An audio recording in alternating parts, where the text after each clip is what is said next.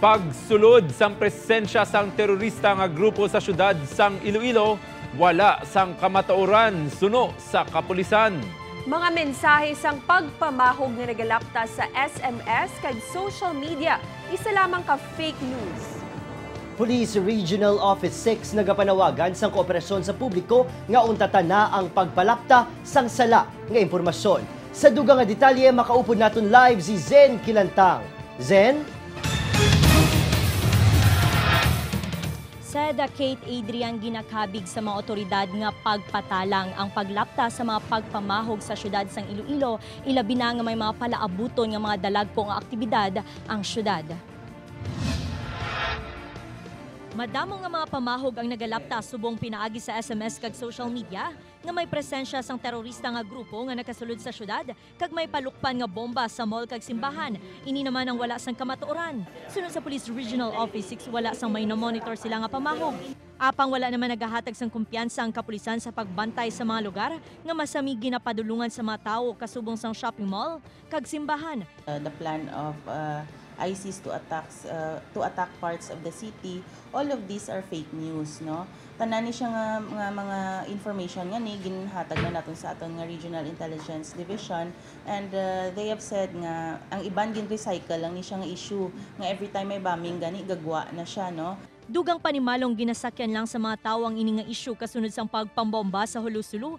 Bangod sini nagapadugang lang ini sang kagkugmat sa publiko. Gani dapat untatan na ang pagpalaptas ang mensahe. Ginapahanumdum naton is do not be a part of spreading fake news and unverified information. Kay kung gisaamo ni siyang ginahalinan nga gapanik ang mga tao, no? And of course, you are sowing fear naman sa mga tao naton sa communities. So instead of spreading this fake news, no, why not inform your police stations? Nag-coordinate naman ang kapulisan sa mga mall, simbahan kag sa mga matawo nga lugar nga mangin mahinalungon sa tanan nga oras. Sad ginatun-an na naman sang kapulisan kung ano ang mangina penalidad sa madakpan nga mga nagapalapta sang fake news. Sad? Zen, abiso lang sa publiko. Butang tabi may makitaan sila mga makaduluda nga galibot-libot sa ila barangay nung dapat nila obrahon. Sad suno sa PRO 6 pananglit nga may maobserbahan nga may mga bag-o nga mga tao o kung makaduluda nga mga persona sa lugar, gilayon nga i-report agod ma-verify o kung makilala sa mga kapulisan kag mahibaluan kung anong ilang intensyon sa pagpadulong nila diri sa syudad sang Iloilo. Sad? Madamang salamat, Zen Kilantang.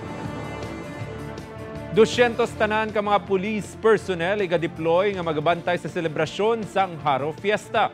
Si Daryl Marie Sarmiento nakatutok.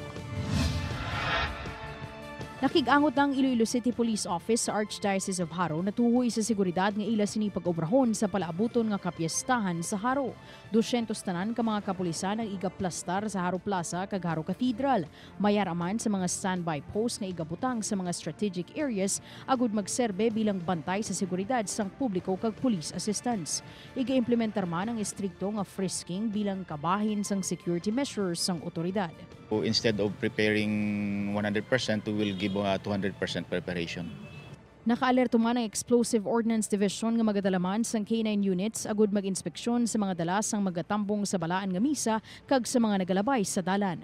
Pahanumdum sang otoridad kung mayara sang may nakita nga ginbilin nga bag o kung makaduludan nga mga individual, gilayon gid nga magpalapit sa mga kapulisan agud makalikaw sa posible emerhensya nga matabo.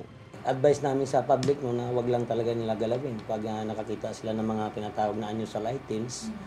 Upod kay Hans Tisierto, Daryl Marie Sarmiento, One Western Visayas.